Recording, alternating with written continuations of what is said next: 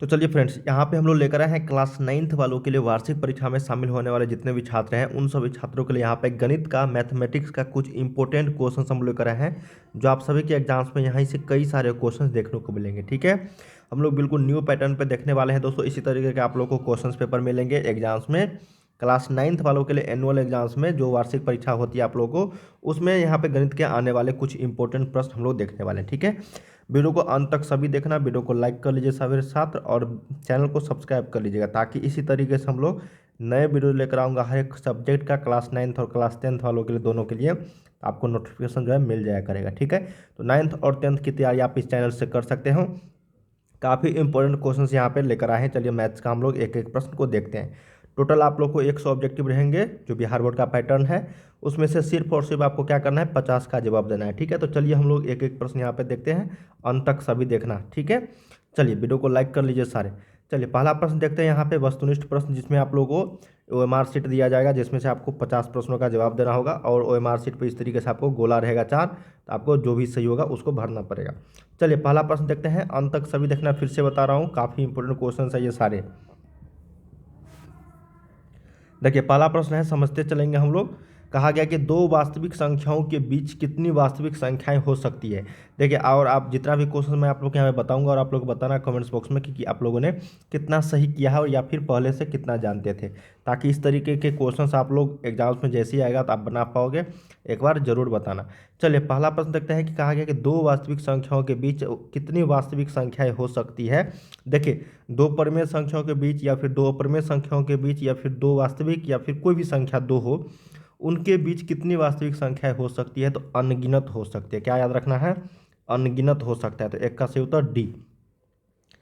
चलिए second number question है, कहा गया कि निम्नलिखित में से कौन विजातीय है। विजातीय का मतलब इस चार ऑप्शंस में से क्या अलग है। एक परिमेय संख्या, एक अपरिमेय संख्या दिया जाएगा और बताएगा कि चार ऑप्शंस में से कौन सा भिन्न है चारों तीन संख्या से, या एक संख्या अलग होगा। ठीक है, तो हम लोग देखते हैं इसको अगर हल करेंगे तो 9 दूनी 18 7 25, तो 25/9 जो आएगा तो ये परिमेय संख्या हो जाएगा। 25/9 क्या हो जाएगा, 5/3 परिमेय। अब इसको देखो, 81 में से 32 घटाओगे, इसको हल करोगे तो ये 49/81 हो जाएगा, तो इसका मतलब ये 7/9 हो जाएगा, तो ये भी आपका क्या हो गया, परिमेय। ठीक है, इसको देखो 27 90 होता है तो 1/9, तो इसका मान 1/3 आ जाएगा, जो भी आपका एक परिमेय संख्या हो जाएगा।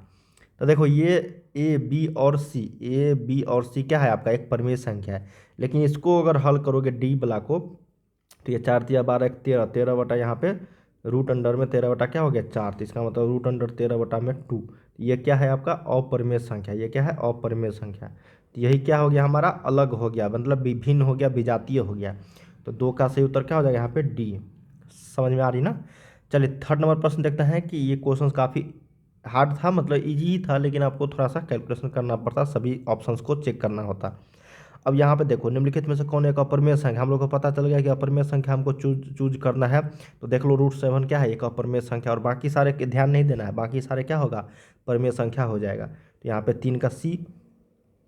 फोर्थ नंबर है कि निम्नलिखित में से कौन सा बहुपद नहीं है। तो बहुपद नहीं है कि अगर बात करेंगे हम लोग, तो देखो मैंने आपको बताया था बहुपद नहीं होने का पहचान, x के पावर -1, 1 बटा में x के पावर 1/2। ठीक है, इस तरीके के जितने भी रहेंगे दोस्तों, x के पावर यहाँ पे कुछ भी रहे, जैसे यहाँ पे बट मतलब निगेटिव में नहीं होनी चाहिए, जैसे यहाँ पे वो x के पावर -1, 1 बटा x के पावर 1/2 या फिर रूट अंडर में x, ये सारे अगर बहुपद में है तो ये इसका मतलब ये बहुपद क्या है, नहीं है। क्या है, बहुपद नहीं है। अब देख लेते हैं चार ऑप्शंस में से किस में बहुपद है। देखो 2x² है तो ये होगा, x के पावर 0 हो सकता है, 0 भी एक बहुपद है, लेकिन x के पावर -2 जो है ये एक बहुपद नहीं है। तो 4 का सही उत्तर सी हो जाएगा। 5 नंबर प्रश्न देखते हैं, कहा गया है कि परिमेय संख्या 8/27 का दशमलव रूप क्या है। देखिए इसमें भाग देना पड़ेगा आप लोगों को। ठीक है, इसमें भाग देंगे हम लोग 8 को 27 से भाग देंगे 8 में, तो यहाँ पे देखो 0 लगेगा। ठीक है, यहाँ पर क्या होगा आपका दशमलव लगेगा ना, तो इसका इस दशमलव लगाओगे तो 1 0 आएगा, तो 27 दूनी 54, तो ये ऑप्शन तो हट गया यहाँ से, तो यहाँ पे 54 हो जाएगा, और यहाँ पे क्या हो जाएगा 26, फिर 0 लगाएंगे हम लोग, तो यहाँ पे क्या होगा 27 90। ठीक है, तो 27 90 यहाँ पे लग जाएगा। तो ऑप्शन नंबर हमको किसके साथ चलना है, बी के साथ चलना, क्योंकि यहाँ पे 0.0 है तो ये भी छट जाएगा। ऑप्शन नंबर है बी या फिर डी, तो बी इसमें से बी यहाँ पे क्या होगा, सही हो जाएगा। तो 5 का सही उत्तर क्या हो गया, बी। थोड़ा सा कैलकुलेशन था, भाग देख के निकाल सकते थे। 6 नंबर प्रश्न है कि बहुपद पी एक्स का एक गुणनखंड x-2 है तो P2 का मान क्या होगा। ठीक है, तो P2 का मान, तो यहाँ पे देखो पी एक्स का वैल्यू यहाँ पे है x-2। ठीक है, तो P2 का वैल्यू क्या होगा, यहाँ पे x के जगह पे 2 रख दो, तो 2 - 2 बराबर कितना, 0। तो यही ऑप्शन नंबर क्या हो जाएगा, B6 का बी सही उत्तर हो जाएगा। अगला है 7 नंबर, कहा गया है देखो यदि x का मान 2 + √3 है तो 1 में x का वैल्यू क्या होगा। परमेयकरण कर देना है बस। तो 1 x का वैल्यू क्या है, 2 + √3 है। इसको परमेयकरण कर दो, 2 - √3 बटा में 2 - √3, तो ये हो जाएगा 2 - √3 और ये हो जाएगा 4 - 3। तो सही उत्तर क्या हो जाएगा, ऑप्शन नंबर डी, 7 का डी, क्योंकि 4 - 3 बराबर 1 ही होगा, तो यही बच जाएगा ऊपर वाला। ठीक है, तो 2 - √3 ही बचेगा, तो 7 का डी। 8 नंबर प्रश्न है कि 4x² - 9y² का गुणनखंड जो होगा वो कितना होगा। तो हम लोग निकाल सकते हैं इसको, देखो ये a² - b² पे है, तो इसको हम लोग 2x का होल स्क्वायर लिख सकते हैं, -3y का होल स्क्वायर। ये a और ये b, तो a - b, तो 2x एक बार 3y और एक बार 2x - 3y। ये ऑप्शन नंबर आपका बी में है यही चीज़। ठीक है, जो यहाँ पे लिखा गया यही चीज़ है। तो 8 का सही उत्तर क्या हो गया यहाँ पे, बी। सिंपल प्रश्न पूछे जाते हैं। चलिए 9 नंबर प्रश्न, पहले प्रश्न देख लेते हैं। 9 नंबर कहा गया है कि बहुपद x² - mx + 2 x - 1 से पूर्णतः विभाजित होगा यदि m का वैल्यू क्या होगा। देखिए m का वैल्यू हम लोग क्या रखेंगे ताकि x - 1 से ये पूर्णतः विभाजित हो जाए।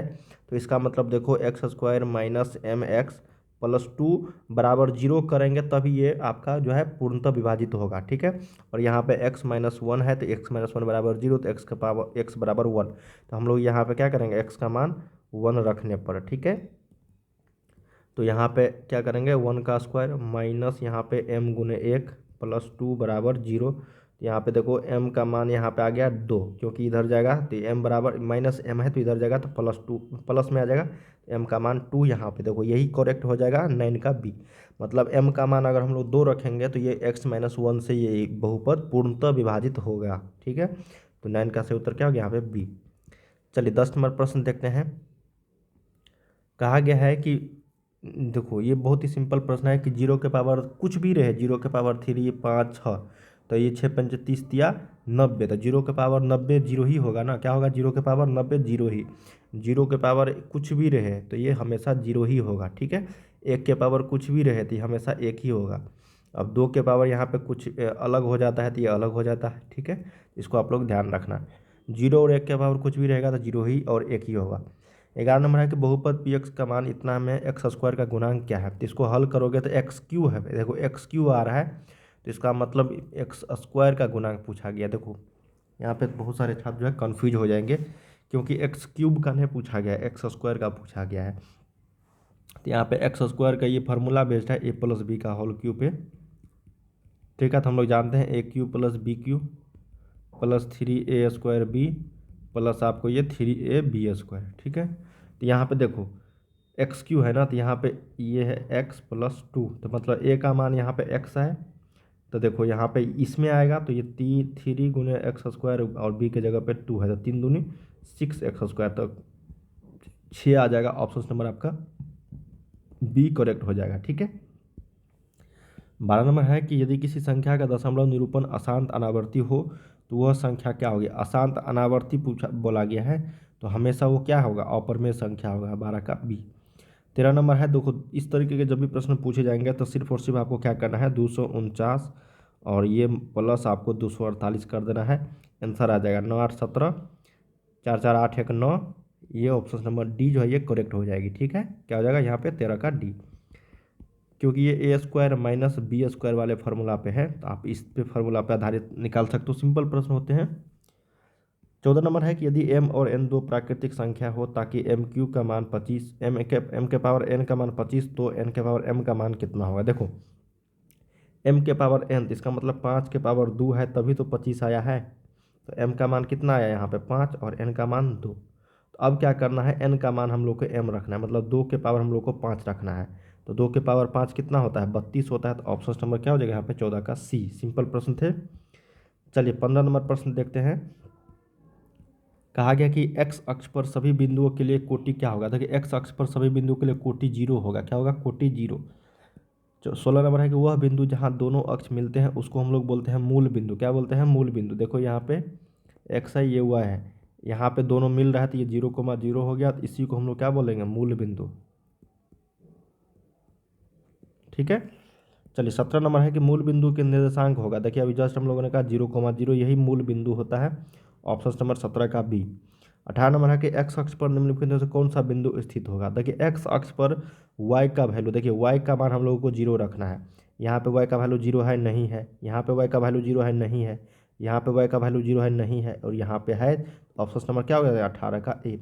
देखो जब एक्स अक्ष पर पूछा जाएगा मान तो हमेशा रखना वाई का वैल्यू 0। जब वाई अक्ष पर पूछा जाएगा, वाई अक्ष पर, तो हमेशा याद रखना एक्स का मान 0। ठीक है। चलिए 19 नंबर देखते हैं और 20 नंबर देखते हैं। इसके आगे क्वेश्चन हम लोग अगले वीडियो में कवर करेंगे। ठीक है। 19 नंबर है कि निर्देशांक ज्यामिति में कोटि किसको बोलते हैं? कोटि बोलते हैं हम लोग वाई निर्देशांक को। ठीक है। और एक्स निर्देशांक को हम लोग भुज बोलते हैं। अगला है 20 नंबर के रैखिक समीकरण 3x - 2y = 1 के कितने हल होंगे। देखिए x - 3y है। ठीक है। दो चर वाले रैखिक समीकरण है, तो दो चर वाले रैखिक समीकरण का जो हल हो जाता है वो अनगिनत हो जाता है। क्यों? देखो x + y का मान यहाँ पे हम लोग को दो मान लो लाना है। ठीक है। दो लाना है तो x का मान 1 रखेंगे, 1 रखेंगे 2 आएगा, 2 रखेंगे 0 रखेंगे 2 आएगा, 0 रखेंगे 2 रखेंगे 0 आएगा। समझ में आ रही ना? मतलब कुछ भी रखेंगे ना, यहाँ पे 3 रखेंगे, फिर यहाँ पे y का वैल्यू -1 रखेंगे, तब ये 2 आ जाएगा, यहाँ पे 2 आता।